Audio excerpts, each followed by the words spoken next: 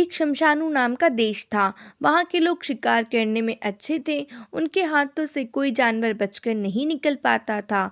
एक बार शिकार के लिए निकले शमशानु के लोगों के हाथ से यूनिकॉर्न बच निकला। यूनिकॉर्न जानवर दूसरों के मुकाबले काफी फुर्तीला था, इसलिए लाख कोशिशों के बाद भी वो शमशानु के लोगों के हाथ नहीं लगा। तभी से वहाँ के लोगों को यूनिकॉर्न की तलाश थी। शमशानु देश का सरदार किसी भी कीमत पर यूनिकॉर्न का शिकार करना चाहता था। हर दम वो उसे पकड़ने का जाल बुनता, लेकिन नाकामयाब हो जाता। ऐसा होते होते महीनों बीत गए। तभी एक दिन एक सफेद रंग का यूनिकॉर्न शमशानु देश के लोगों को आसमान में उड़ता दिखा।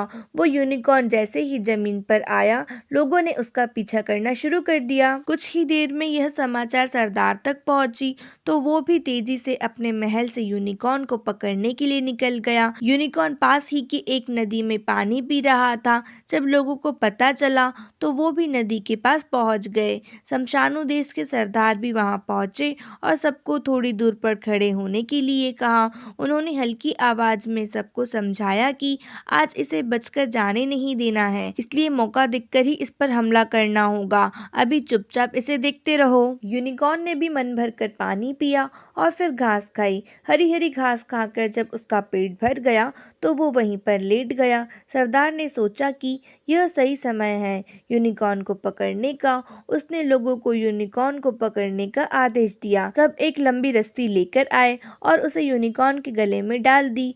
फिर आगे और पीछे के पैर से रस्सी फंसाकर उसे खींचने लगे। तभी यूनिकॉर्न की नींद खुल गई। गले और पैर में रस्सी देखकर यूनिकॉर्न ने चिल्लाना शुरू किया। आखिर यूनिकॉर्न की मदद के लिए कौन आता? सभी लोग उसे पकड़कर ले गए और पिंजरे में बंद कर दिया। यूनिकॉर्न को पकड़ने से सरदार बहुत खुश था। उसने शाम के समय जश्न रखा। सभी लोग खुशी में झूमने लगे। जश्न के बीच में पिंजरे में कैद यूनिकॉर्न को भी लाया गया। तभी पता चला कि पास ही के किसी इलाके में आग लग गई है। देखते ही देखते आग विकराल हो गई। लोग अपनी जान बचाने के लिए चीखते चिल्लाते हुए भागने लगे। लोग आग को बुझाने की कोशिश कर रहे थे, लेकिन आग बढ़ती जा रही थी। पिंजरे में बंद यूनिकॉर्न भी आग देखकर डर गया। वो फिर जोर जोर से चिल्लाया। इस बार उसकी मदद के लिए एक लड़का सैम आया। उसने यूनिकॉर्न से कहा, तुम चिंता मत करो, मैं तुम्हारा पिंजरा खोल दूंगा। बहुत ताकत लगाने के बाद 5वीं बार में सैम पिंजरा खोलने में कामयाब हुआ। जैसे ही पिंजरा खुला, यूनिकॉर्न अपनी पीठ में सैम को बिठाकर आसमान में उड़ गया। सैम ने ऊपर से देखा तो आग बहुत भयानक लग रही थी। उसने यूनिकॉर्न से पूछा, क्या तुम हमारी मदद नहीं कर सकते हो? देखो आग कितनी फैल रही है, लोग मर जाएंगे। सैम की बात सुनकर यूनिकॉर्न आसमान से जमीन की तरफ उतरा।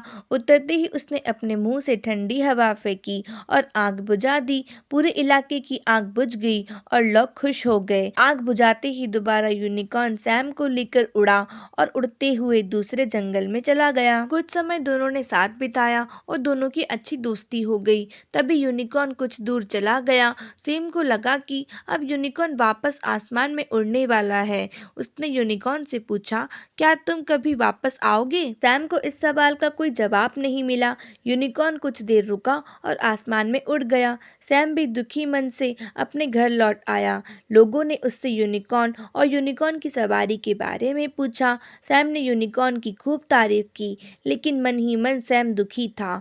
सैम हर रोज उसी जंगल में यूनिकॉर्न से मिलने की उम्मीद में जाता रहा, लेकिन यूनिकॉर्न वहां वापस कभी नहीं आया। कहानी से सीख। यूनिकॉर्न की कहानी से यह सीख मिलती है कि आप जब दूसरों की मदद करते हैं तो वो भी आपके और आपके अपनों के लिए मदद का हाथ बढ़ाते हैं। आज की स्टोरी बस इतनी है। अगर स्टोरी अच्छी लगी हो तो चैनल को सब्सक्राइब करिए, वीडियो को लाइक करना बिल्कुल मत भूलें। मिलते हैं अगली स्टोरी में। Thanks for watching.